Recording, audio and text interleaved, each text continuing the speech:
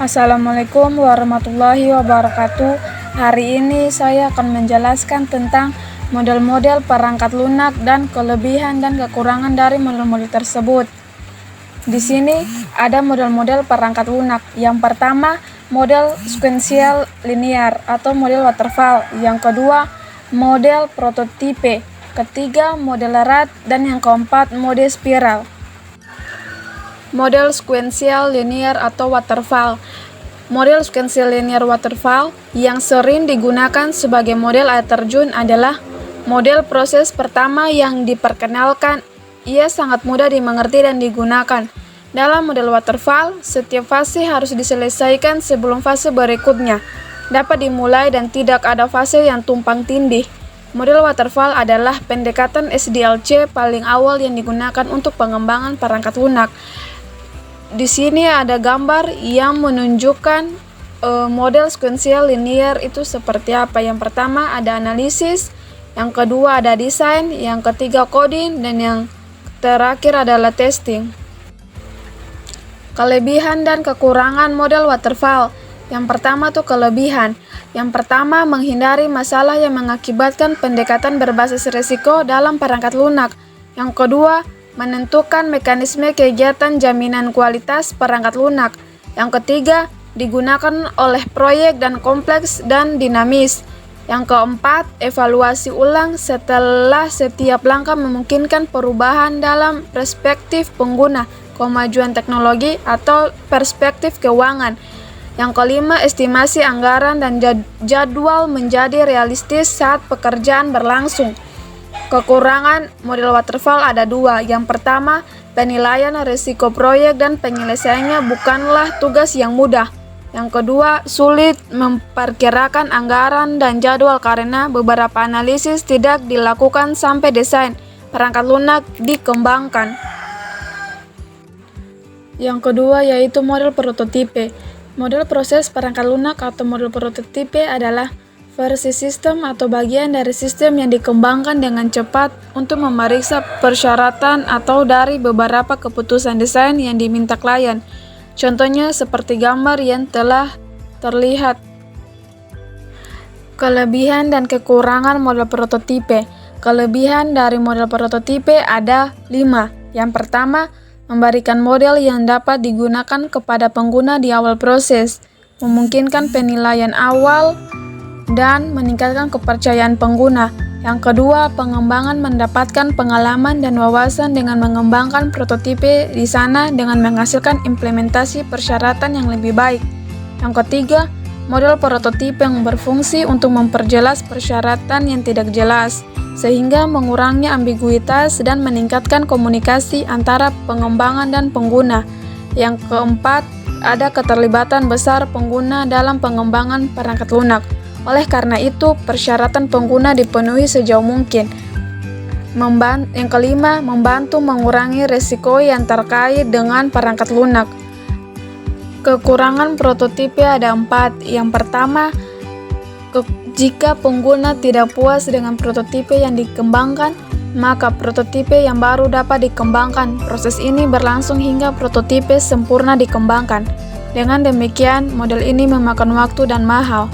Yang kedua, pengembangan kehilangan fokus tujuan prototipe yang sesungguhnya dan karenanya dapat berkompromi dengan kualitas perangkat lunak. Misalnya, pengembang dapat menggunakan beberapa algoritma yang tidak efisien atau bahasa pemrograman yang tidak tepat saat mengembangkan prototipe.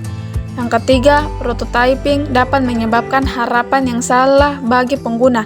Misalnya sebuah situasi yang dibuat di mana pengguna percaya bahwa pengembangan sistem telah selesai padahal sesungguhnya belum.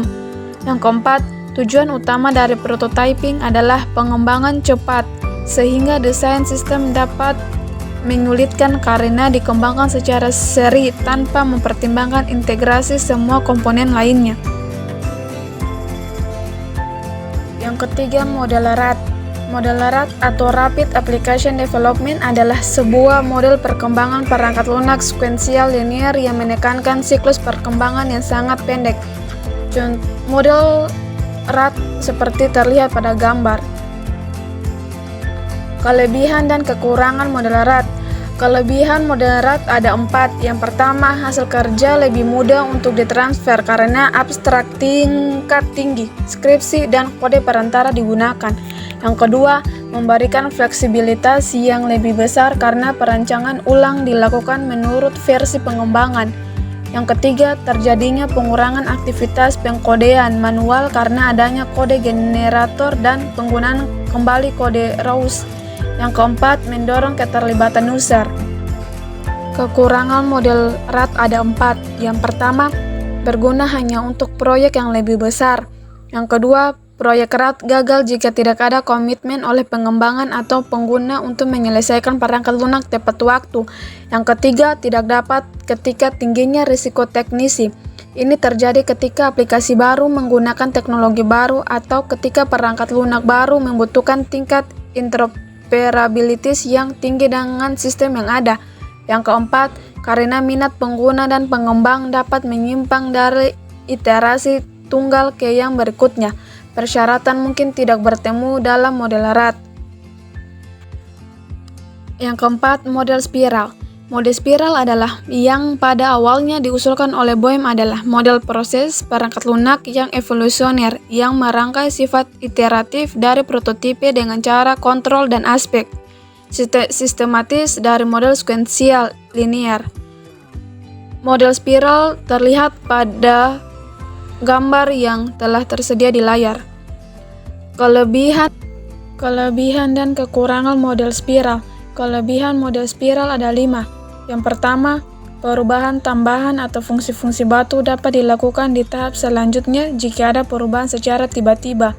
Yang kedua, perkiraan biaya menjadi mudah karena pembuatan prototipe dilakukan dalam fragma-fragma kecil. Yang ketiga, pengembangan berkelanjutan atau berulang membantu dalam manajemen risiko. Yang keempat, pengembangan cepat dan fitur ditambahkan secara sistematis dalam pengembangan spiral. Yang kelima, selalu ada ruang untuk umpan balik pelanggan. Kekurangan mode spiral ada 5. Yang pertama, risiko tidak memenuhi jadwal atau anggaran.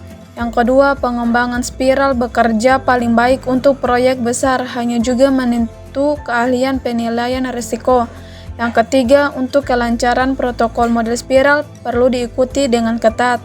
Yang keempat, dokumentasi lebih karena memiliki fase menengah. Yang kelima, pengembangan perangkat lunak spiral disarankan untuk proyek yang lebih kecil karena mungkin menghabiskan banyak biaya.